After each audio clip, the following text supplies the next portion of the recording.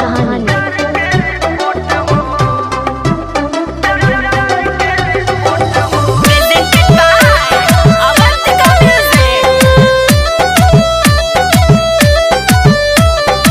Music by Jai Gurudeva. Two wheeler पर राजा जी कोई के सवारी, कल रात हो चकह के कदी होला कबाड़ी।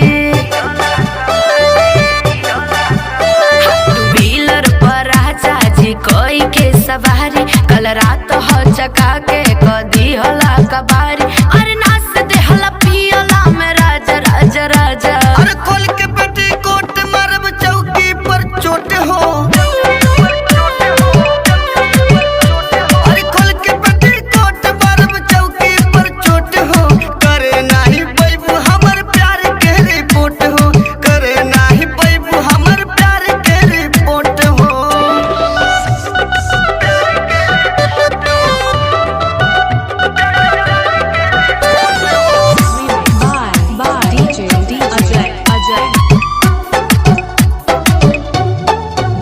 सिल तूर देल राजा हो गइल गड़बड़ हो। सकेत भइल चोली लगावला मोहर हो।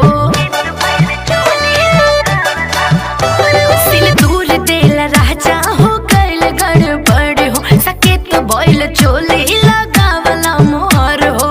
इतना गहिर ढोरी पे मन गइले खूल हो। ये जान सुन गइलू एक रात में तू भूल हो। अरे जो बना के चाप दे हला राम राम रामा।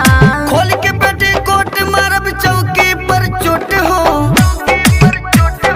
ए हो। अरे खोल के पेटी कोट मारब चौकी पर चोट हो। करे नाही पैबू हमर प्यार के रिपोर्ट हो। करे नाही पैबू हमर प्यार के रिपोर्ट हो।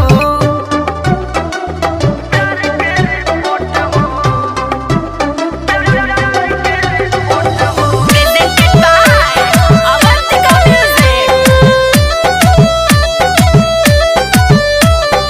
Music by Jai Gurudeva.